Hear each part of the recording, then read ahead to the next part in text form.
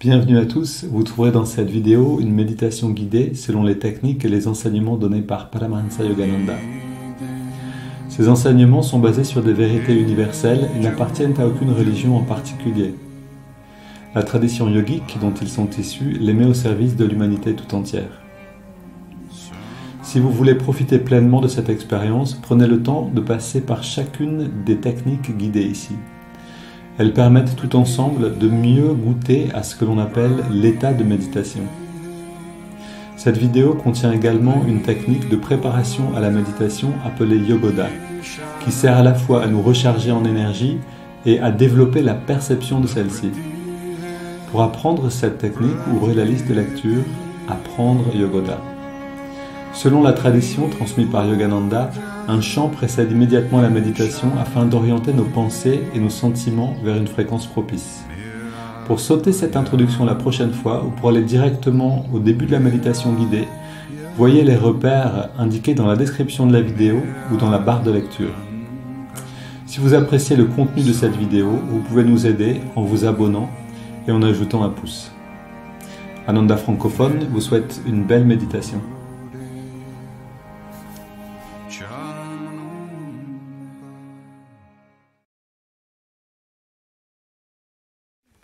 It's so wonderful when you contemplate the life of Master or of any great Master.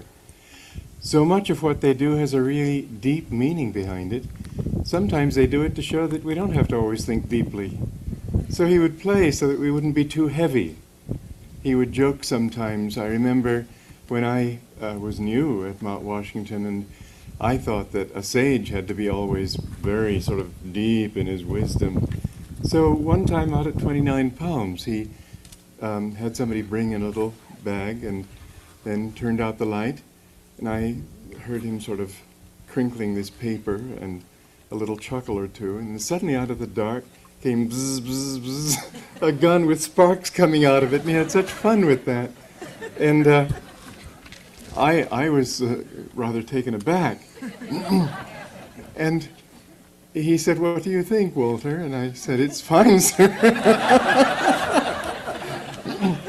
Sort of meeting a test head on, you might say. And Master looked at me deeply, said, "Suffer little children to come unto me, for of such is the kingdom of God." And he wanted with his philosophy to have us also understand that God is playful, that joy is fun, just as fun should be joy. He told a lovely story of out at 29 Palms. Jerry Torgerson had it absolutely a sort of a bee in his bonnet, you might say, about laying concrete on the roof. And so he first wanted to lay this chicken wire, and he knocked holes all over the roof. Well, at that time of the year you didn't normally get storms, but we got one right then when there were holes everywhere. And they had buckets in every room all over the place, but two places no drop fell. In the living room where Master dictated, and in his bedroom. But Master said at the very end of the storm, one drop fell on his stomach. He was with a bare stomach, and one drop fell on his stomach. He said Divine Mother was just playing jokes. And one drop fell in one of the buckets that they had in the living room. That's all in those two rooms. But he was showing us how Divine Mother also has a sense of humor. And she will play with you. Let her play with you. Let God play with you. Don't always be long-faced and serious in the name of truth, like this. Because truth is joy, and joy is fun, and therefore we should have a lot of fun on the spiritual path.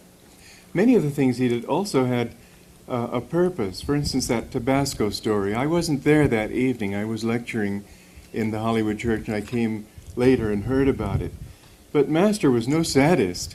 What he was trying to do, quite clearly, was teach us a principle he often talked about, titiksha, endurance.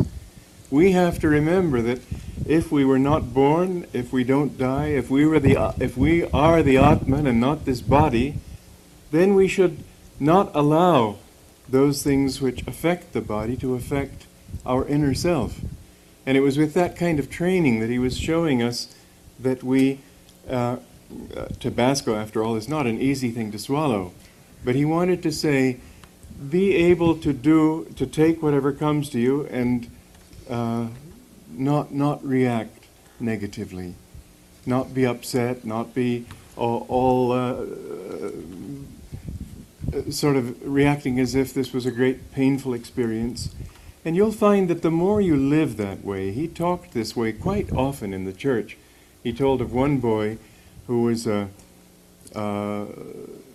sort of tough guy, little boy, but tough. And he was always getting beaten up by his mother for something that he did wrong. And one time they tried to get some honey from a little hive up in the tree. And a bee came out, one boy who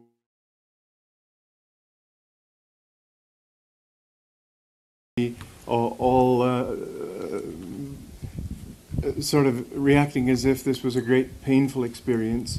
And you'll find that the more you live that way, he talked this way quite often in the church. He told of one boy who was a sort of tough guy, little boy, but tough. And he was always getting beaten up by his mother for something that he did wrong. And one time they tried to get some honey from a little hive up in the tree. And a bee came out, one boy who... Ok, donc bienvenue pour Yogoda et méditation guidée. On est dans la thématique, alors c'est tout flou, ok, ça va venir, dans la thématique du chemin vers le Kriya cette semaine. Et puis ce matin on a regardé juste à l'instant une vidéo en fait qui parle de la légèreté en fait de Yogananda. C'était une belle petite histoire qu'a raconté Swami Kriyananda, où il était jeune disciple et il était très sérieux. Il pensait, comme beaucoup de jeunes disciples, que le chemin spirituel c'était sérieux et qu'il fallait donc être austère, silencieux, et enfin voilà, tout cette attitude-là. Et puis Yogananda l'a fait venir dans sa chambre ou dans une pièce comme ça. Il a dit, et il a éteint la lumière. et Swami Kriyananda a entendu un bruit de papier froissé. Et puis, quand Yogananda a rallumé la lumière, il avait un pistolet, un pistolet pour enfants. En fait, c'était un pistolet qui lançait un parachute. Et c'était, voilà, il lui faisait vivre des situations un petit peu surprenantes aussi pour lui rappeler qu'on est là pour s'amuser. Et c'est vrai que c'est quelque chose qu'on peut facilement oublier, que je peux facilement oublier sur le chemin spirituel, parce que c'est beaucoup d'austérité, de tapasya, se lever tôt, méditer, etc. Et en fait, on a besoin de garder un playful mood, une capacité à jouer ensemble. Ça, c'est quelque chose vraiment d'important. Et d'ailleurs, on le trouve comme ou une pratique dans Ananda qui est merveilleuse. On prend le temps de jouer ensemble. Garder cette possibilité-là de rester un enfant aussi. Ok, allons maintenant jouer justement avec le corps. Donc, on se redresse, on ouvre la fenêtre en grand. Quelques instants. Vous en faites pas pour le chauffage, je sais qu'il commence à faire froid. Un mur, ça se refroidit pas vite. Donc c'est juste l'air qui va se rafraîchir et ça se réchauffe dès qu'on referme la fenêtre en fait. Mais le fait d'avoir de l'oxygène dans la pièce, c'est important.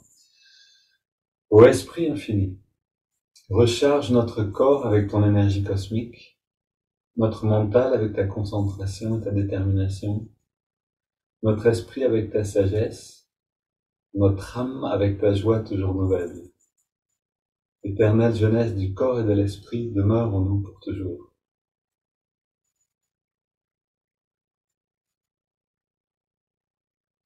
Puis, bras tendus devant, et c'est parti. On rentre dans la pratique. On garde les yeux fermés.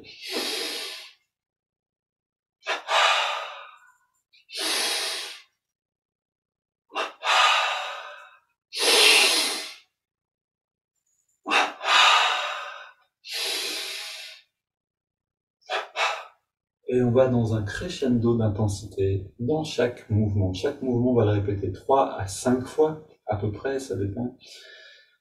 Et essayons d'amplifier, d'intensifier la contraction musculaire à chaque fois.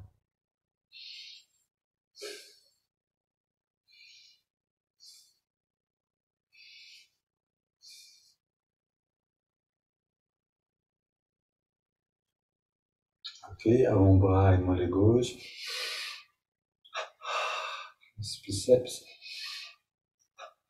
On continue en augmentant l'intensité progressivement.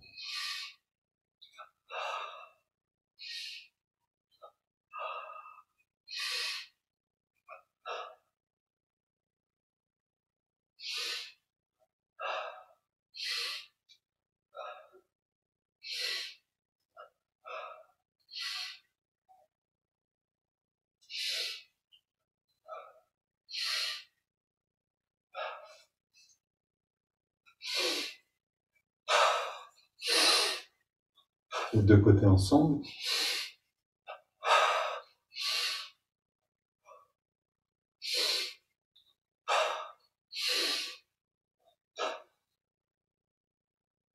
Et fesse gauche, cuisse gauche. Pardon, fesse gauche, poitrine gauche. Et à droite.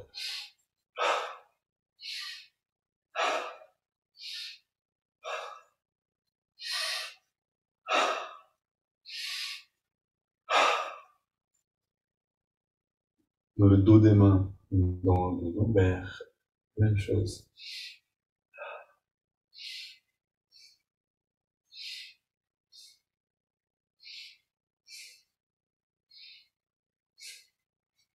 Et au niveau du milieu du dos.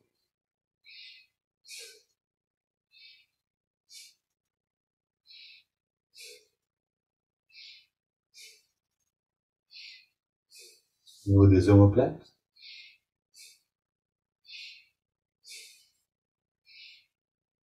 C'est de voir la zone qui est activée, de la percevoir intérieurement comme une zone qui devient lumineuse. Plus on envoie de l'énergie à cet endroit-là, plus on peut voir une intensité de lumière. Essayons de voir le corps petit à petit se remplir de lumière. Ici, c'est dans le cou, donc on va illuminer par la contraction de tout le cou. Puis on relâche 3 fois. Puis à gauche et à droite.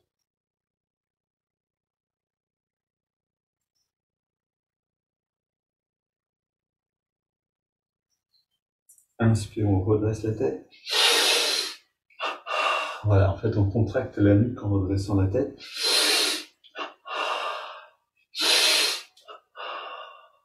On contracte tout le cou, des petits cercles.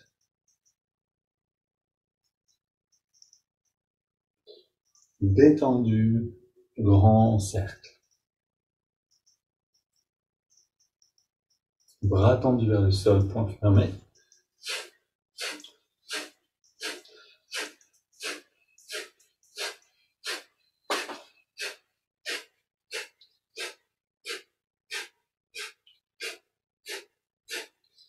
Main sur les hanches, jambes légèrement écartées.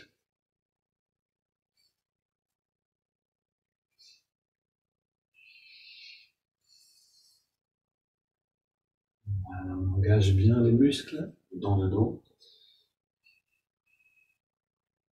3 cercles de chaque côté, puis on pousse vers la gauche, vers la droite.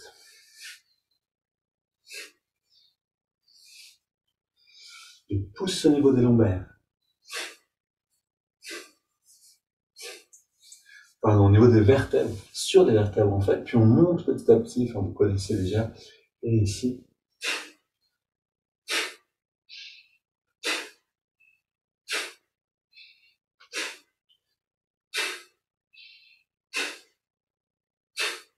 Ok, on tapote sur la tête.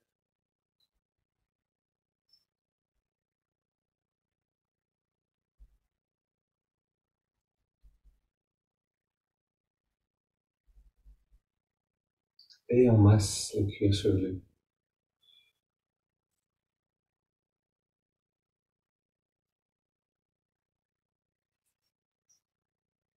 Gardez une humeur joyeuse, ça c'est un des enseignements très pratiques, très concrets de Yogananda. Comment on fait pour garder une humeur joyeuse? Et une des pratiques, une des manières, des méthodes, je veux dire, qu'il conseillait, c'était de se rappeler simplement d'un moment qu'on a particulièrement apprécié. Donc, on ouvre ici dans la nuit, un moment qui nous a fait rire, et savoir retourner dans cette humeur-là en se rappelant le souvenir. On inspire, on laisse l'énergie rentrer à l'inspire.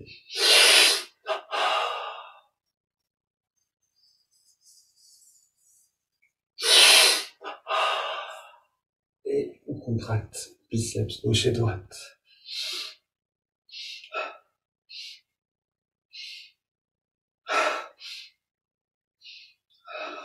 Tous les muscles du corps. Encore une. Et on relâche. On prend une grande inspire, les yeux fermés, détendus. On expire par la bouche, on ressent un instant.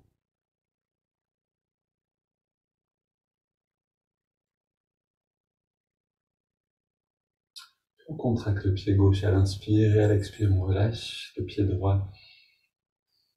Le mollet gauche, on relâche le mollet droit. Cuisse gauche, cuisse droite. Fesse gauche, droite. Bas du ventre. Milieu. Avant-bras gauche, droit. Biceps à gauche et à droite. Poitrine à gauche et à droite. Le cou, gauche, droite, devant et derrière. Puis on contracte le pied gauche, on garde contracté, on ajoute le pied droit et on remplit le corps de lumière, le mollet gauche, le mollet droit. Cuisse gauche, cuisse droite. Voyez cette lumière en fermant les yeux, voyez à l'intérieur, fesse gauche, fesse droite, bas du ventre, avant-bras gauche, avant-bras droit. Biceps gauche, biceps droit. Poitrine à gauche et à droite, double inspire, le cou, tous les muscles. Cette lumière qui s'intensifie quand on contracte à fond. Et maintenant, on relâche le cou. On garde tout le reste légèrement contracté. Et on relâche juste la poitrine à droite. On essaye, juste la poitrine à gauche. On essaye de relâcher que l'épaule et les biceps droits. Et à gauche, l'avant-bras droit, l'avant-bras gauche. Le haut du ventre, on relâche le bas du ventre. On relâche juste la fesse droite, juste la gauche, juste la cuisse droite, cuisse gauche. Le mollet droit, le mollet gauche, le pied droit et le pied gauche. Et on prend une double inspire, on contracte tout. Encore une fois. Et on reste détendu, on prend une inspiration profonde.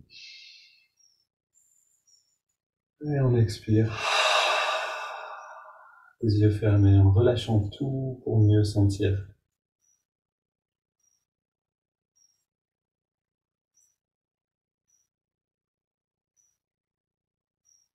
On continue, inspire vers nous. Donc là, c'est comme si on avait des poids dans les mains, des haltères. Un effort consistant dans les bras. Puis ici, on écarte avec intensité, on relâche, et expire.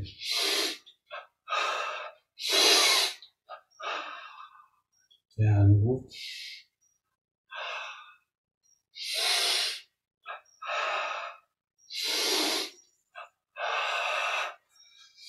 Petit cercle bras tendu et peut l'engager dans les deux sens. Puis vers l'avant.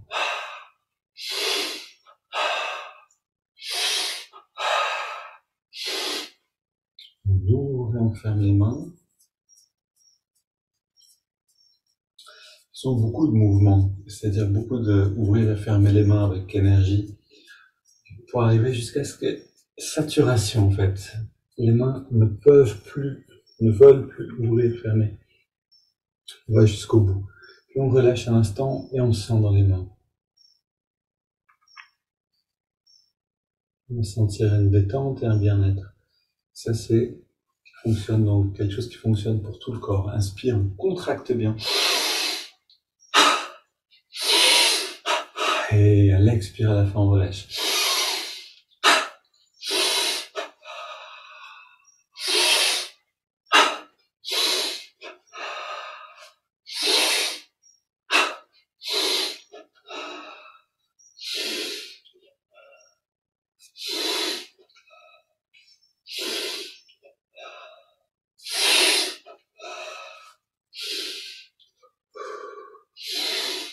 Latéralement.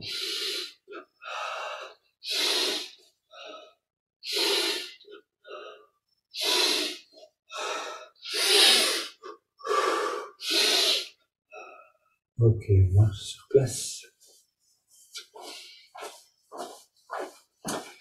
Avec une joyeuse attitude, on redresse le regard, je suis positif, énergique, enthousiaste. Et on répète cette affirmation intérieurement, je suis positif, énergique, enthousiaste. On court sur place.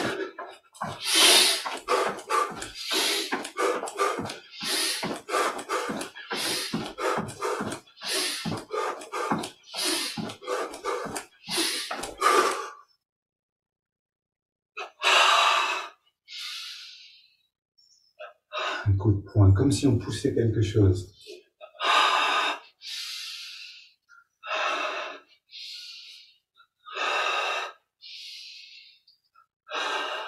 Soulève derrière.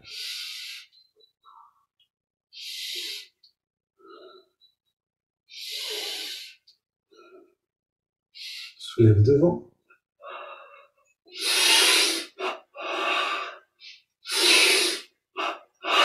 On a beaucoup d'oxygène parce qu'on veut créer des réserves d'oxygène, notamment pour maintenant. Inspire. Expire et on reste à vide.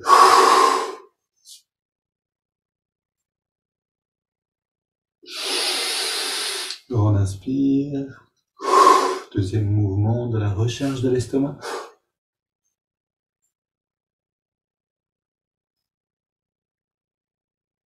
Inspire. Encore une fois.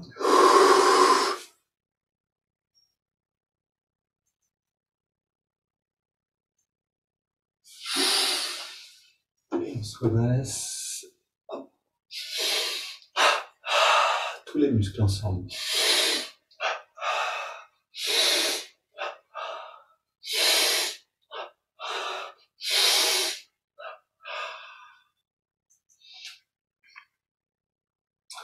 Mollets, chevilles, prenez beaucoup d'air encore une fois, qu'on arrive, qu'on puisse commencer ensuite la méditation avec non pas un déficit en oxygène, mais un coussin, une réserve qui nous permette de moins respirer, d'avoir le cœur aussi qui se calme plus rapidement, les hanches.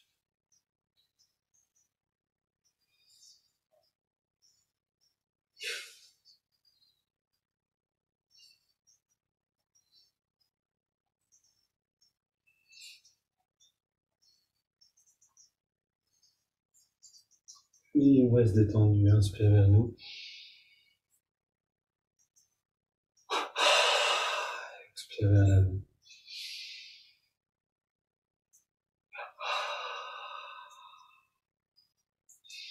On ralentit le mouvement et on se détend de plus en plus.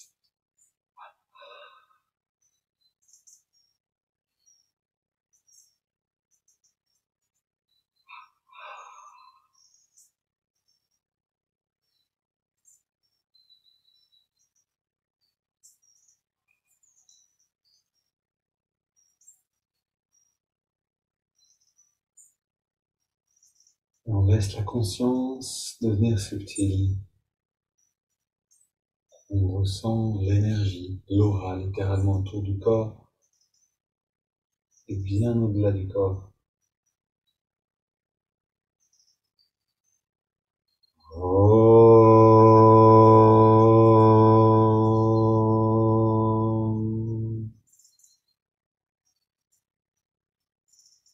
On détend tous les muscles, garde les yeux fermés.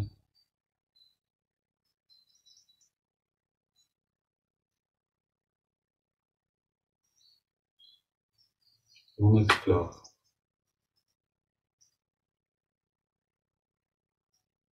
On explore les sensations du corps.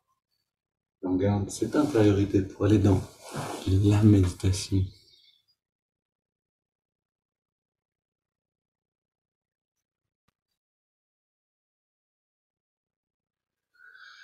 Donc, on va chanter cette même chanson qu'on a chantée hier qui, voilà, chanson d'Alba, qui s'appelle Come out of the darkness. Come out of the darkness, sors de l'obscurité.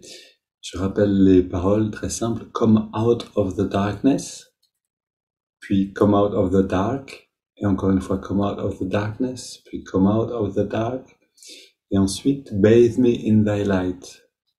Baigne-moi dans ta lumière. Sors de l'obscurité, baigne-moi dans ta lumière. Ça s'adresse à la Mère divine, c'est un chant qui a été... les paroles ont été écrites par Yogananda. La musique par Alba. Travail en commun. Maintenant, fermons les yeux, on arrête de dire des bêtises, et on redresse le regard, on détend tous les muscles. On observe la respiration naturelle.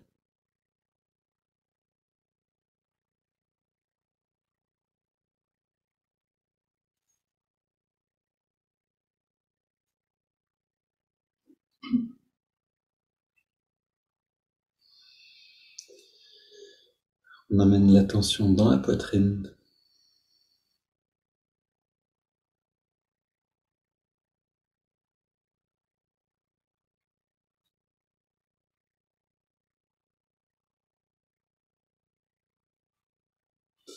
Et je vous encourage à chanter avec nous, pour profiter des vibrations de ce chant-là.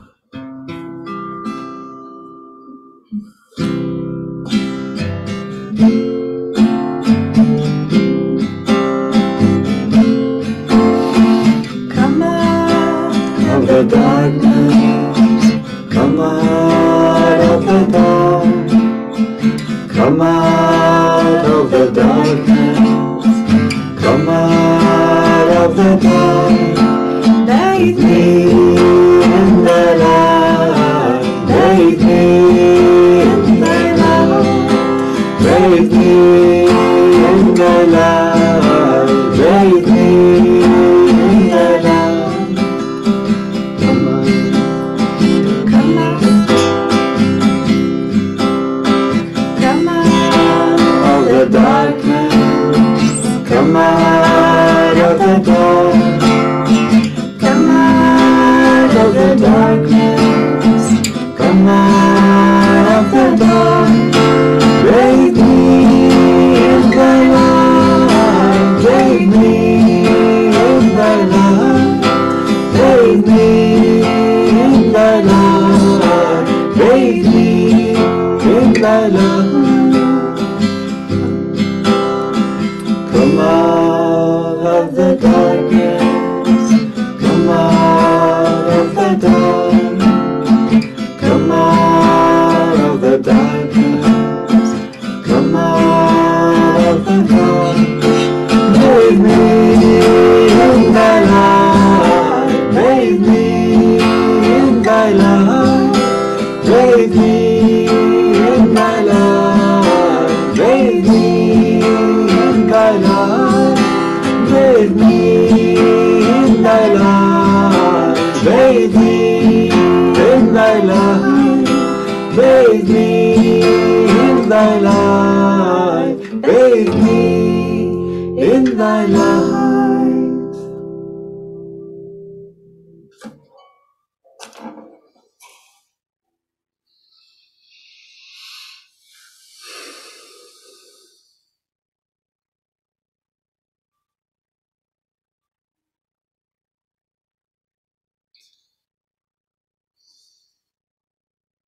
Laissons la joie de ce chant remonter jusqu'à l'œil spirituel, que les sentiments du cœur inondent tout notre être.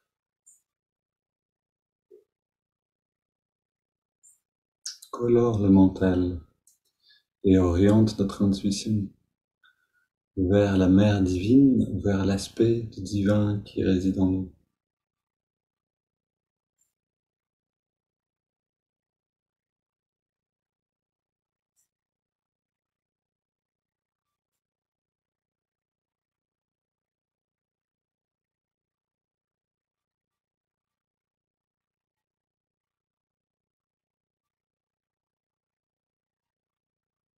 Puis on inspire profondément. À l'inspiration, le ventre ressort. À l'expiration, à la fin, le ventre rentre à nouveau.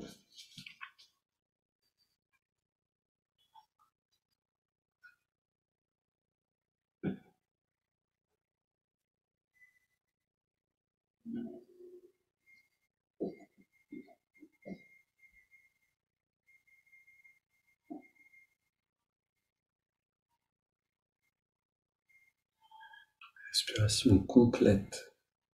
On l'appelle comme ça, respiration complète yogique. Une respiration qui utilise toute l'amplitude des poumons.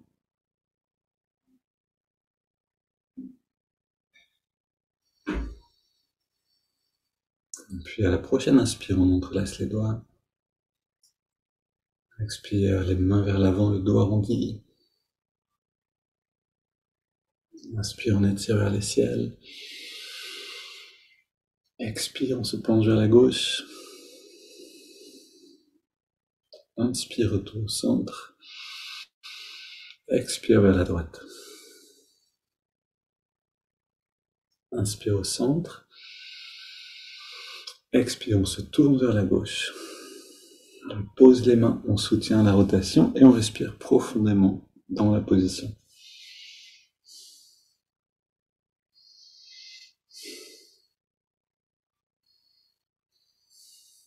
On revient au centre. Inspire, on étire vers le ciel. Expire, on se tourne vers la droite.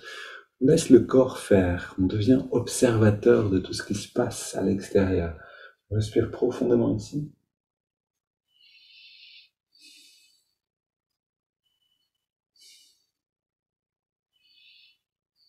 Et on revient au centre. On pose les mains derrière. On ouvre la poitrine. On resserre un peu les épaules et les coudes derrière. 20 respires profondes.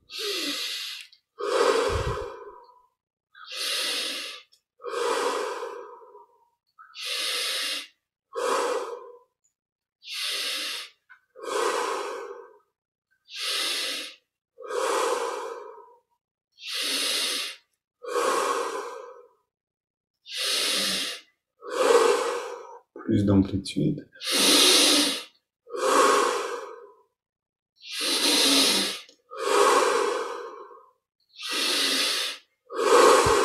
Plus d'intensité.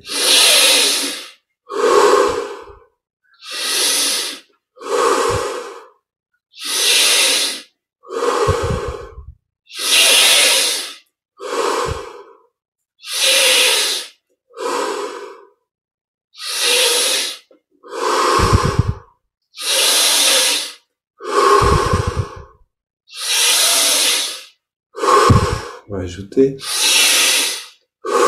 encore 5 respires.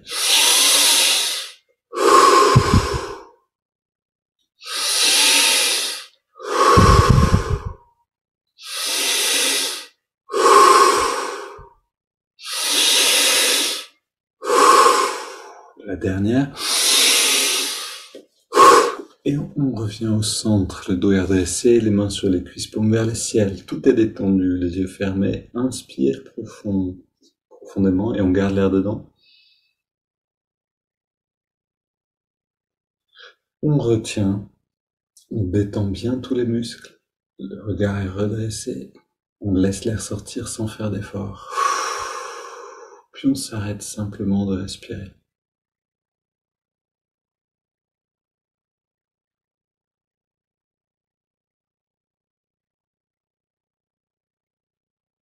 On entre dans l'expérience du corps d'énergie.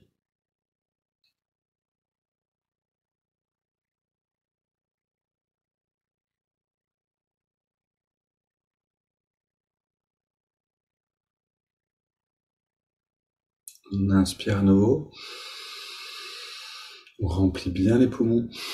On garde l'air dedans, on rentre le ventre, on contracte les périnées, on redresse le regard. On relâche et on expire.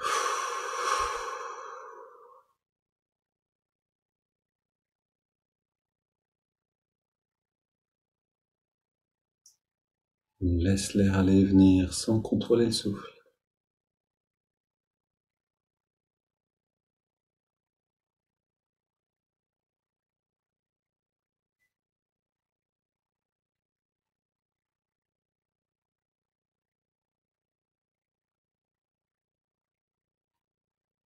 On écoute les échos de ces 20 respirations.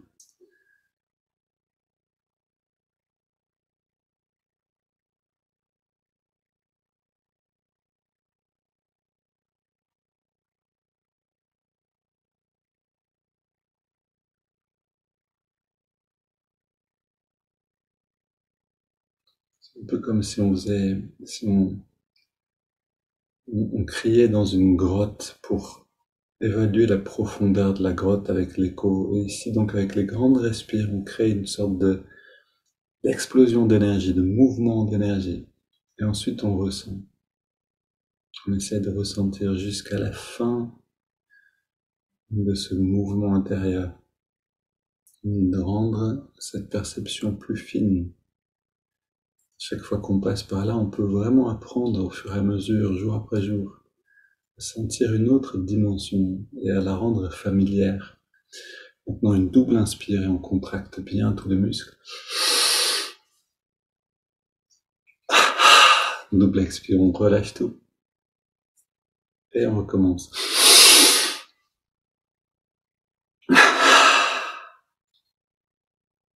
Dernière.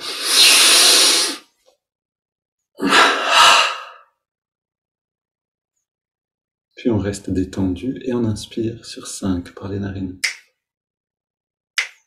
On ressent l'énergie qui remonte le long de la colonne. On l'inspire. Puis maintenant on garde l'air dedans. Et on sent l'énergie qui vient dans le lobe frontal. Maintenant on expire tranquillement.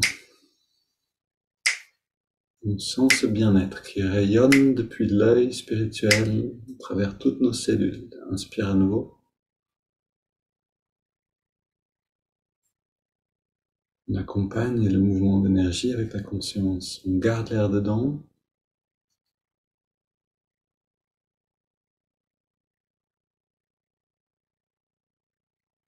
Expire.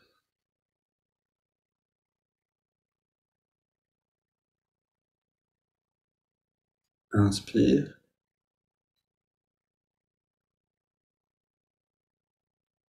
On garde l'air dedans.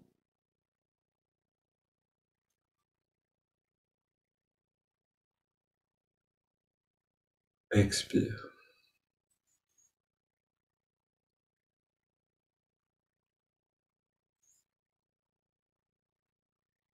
Inspire.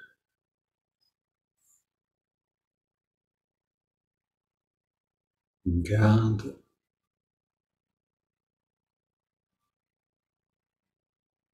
Expire.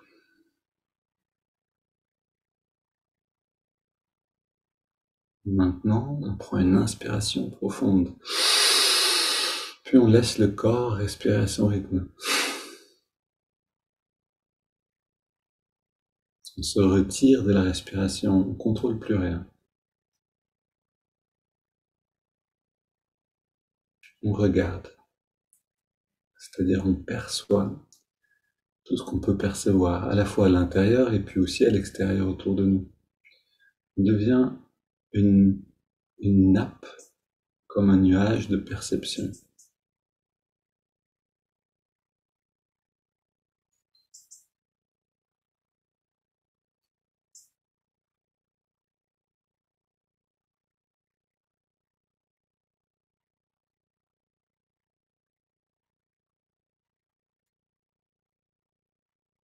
Et dans l'intériorité, on va écouter donc un peu de ce passage de l'autobiographie d'un yogi, chapitre 34, qui s'appelle quelque chose comme le palais dans l'Himalaya. Non, je ne sais plus exactement le nom, c'est pas grave. Je vous lis ce texte. Donc vous vous rappelez hier que Lahiri Mahashaya, donc ce maître yogi qui fait partie de la lignée d'Ananda, donc le maître du maître de Yogananda, était Lahiri Mahashaya. Donc c'est par lui que tout commence. On parle cette semaine du chemin vers le Kriya, et on commence avec comment le Kriya est venu jusqu'à nous. Le Kriya Yoga, cette pratique particulière que Yogananda est venu révélée en Occident était d'abord gardée secrète. Et c'est parce que Lahiri Mahashaya donc est allé dans l'Himalaya et a rencontré ce grand yogi qui s'appelle Babaji, on appelle le grand avatar, le maître des maîtres. C'est parce qu'il y a eu cette rencontre que Yogananda, une centaine d'années plus tard, est parti en Amérique pour enseigner toutes ces techniques. Et c'est parce que Yogananda est venu en Amérique que 100 ans plus tard, on est ensemble ici, pratiquer ces enseignements. Je dois juste brancher mon câble une seconde et je vous lis ça.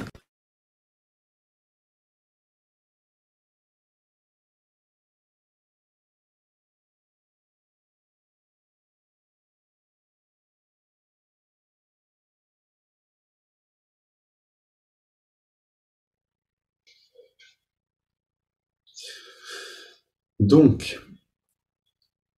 le jeune Lahiri, père de famille, est envoyé à Raniket dans l'Himalaya pour y travailler, pour les Anglais. Il est comptable dans l'administration. Et donc il va se promener dans l'Himalaya et il sent un appel. Il marche donc et il atteint une petite clairière. À cet endroit-là, il rencontre Babaji, sans savoir qui c'est. Alors, je tente de vous lire ce que j'ai pas pu vous lire hier. Je reprends à partir de là. Lahiri, tu es venu.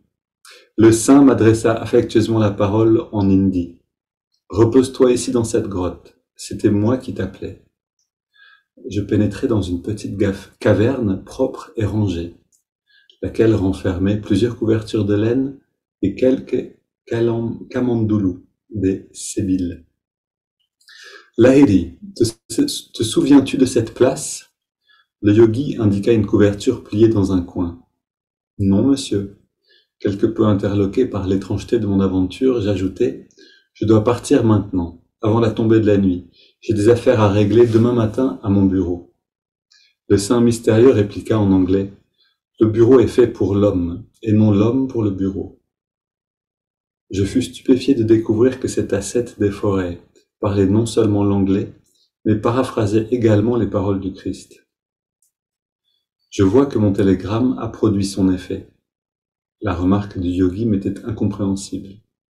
J'en demandai sa signification. Je saute un passage ici, sinon ça va faire trop long, dans lequel, et je vous invite vraiment à aller lire ce texte qui est magnifique. Donc pendant ce passage que je saute, en fait, Babaji permet à Lahiri de se rappeler de ses vies passées, et notamment de sa dernière vie passée qu'il a passée dans cette grotte, en la compagnie de Babaji, donc à méditer et à grandir spirituellement. Je continue un peu plus loin.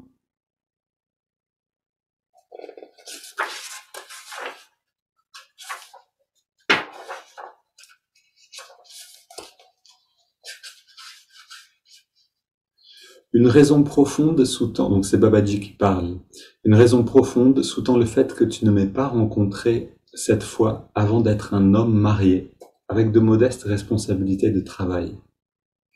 Tu dois mettre de côté la pensée de rejoindre notre cercle secret dans l'Himalaya. Ta vie se situe dans les marchés bondés, servant d'exemple en tant que yogi et chef de famille idéal. L'oreille des grands êtres n'a pas, donc les grands êtres n'ont pas été sourds aux pleurs des nombreux hommes et femmes désorientés de ce monde. Tu as été choisi, Lahiri, afin d'apporter le réconfort spirituel à travers le Kriya Yoga à une multitude de chercheurs sincères. Des millions de gens, entravés par les liens familiaux et les lourdes tâches terrestres, reprendront courage grâce à toi, chef de famille, comme eux. Ton devoir est de les guider vers l'entendement que les plus hautes réalisations yogiques ne sont pas inaccessibles. Ton devoir est de les guider vers la compréhension que les plus hautes réalisations yogiques ne sont pas inaccessibles à celui qui a la charge d'une famille. Même dans le monde, le yogi qui s'acquitte loyalement de sa responsabilité dépourvu de motivation personnelle et d'attache, marche assurément sur le chemin de l'illumination.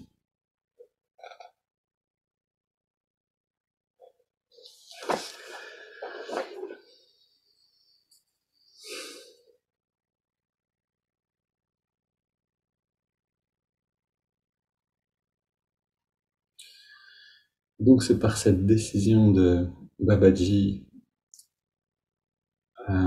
et de cet appel, donc auquel a répondu Lahiri Mahashaya, c'est grâce à cette impulsion donnée dans l'Himalaya que ces techniques sont maintenant ici, et qu'on peut apprendre non plus seulement à parler du divin, en restant dans la théologie, mais on peut aller dans l'expérience directe. Cette technique Hongso qu'on pratique maintenant est aussi appelée un bébé kriya, une introduction à la pratique du kriya yoga. Donc allons dans cette pratique qui nous permet de nous intérioriser et de faire cette expérience intérieure déjà. On amène l'attention dans les narines.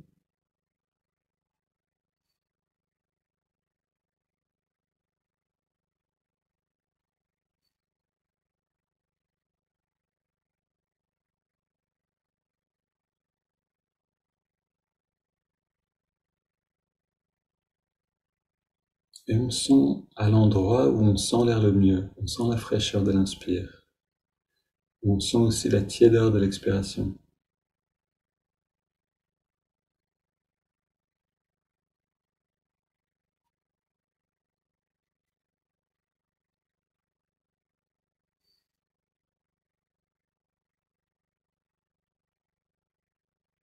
Pratiquons cette observation du souffle avec gratitude, en pensant, en se rappelant des grands maîtres invisibles qui ont orchestré toute cette, tout ce voyage de l'Orient vers l'Occident, toute cette diffusion des enseignements pour que tous on puisse retrouver ces techniques de communion intérieure.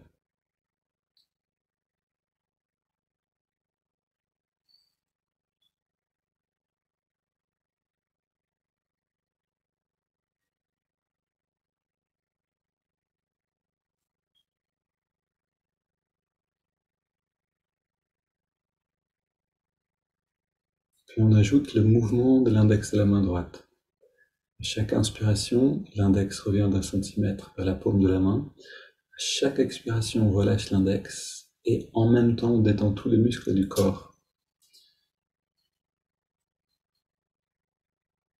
On est plongé dans l'observation du souffle et le corps se détend à chaque expiration.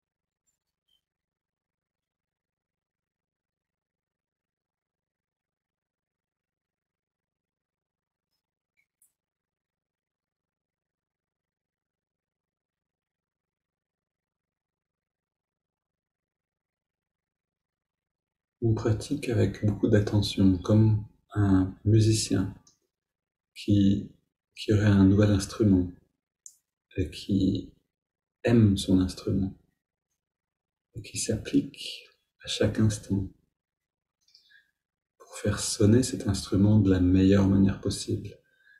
De la même manière, on observe le souffle avec toute notre attention, avec toute détente.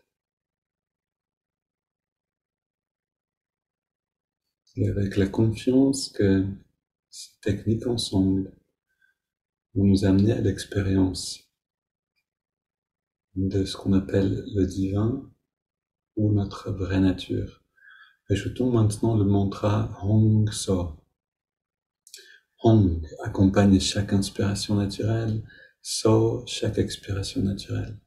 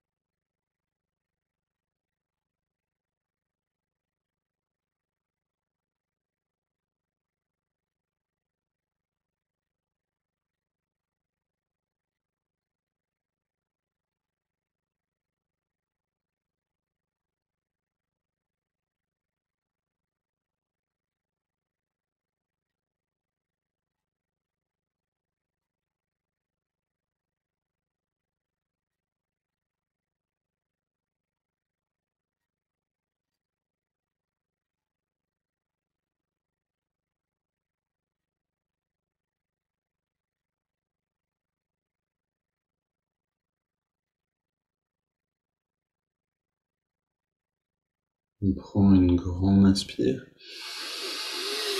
Expire en 3 fois. On arrête un instant de respirer.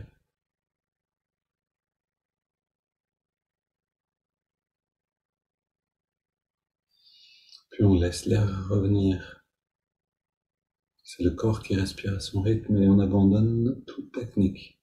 Mantra, souffle, observation du souffle et mouvement du doigt. On laisse tout ça de côté.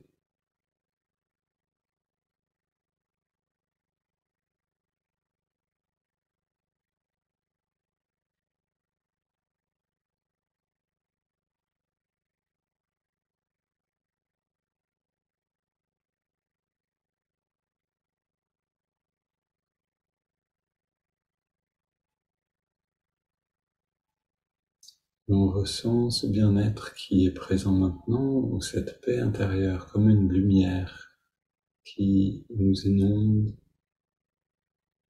et qui s'intensifie avec le temps.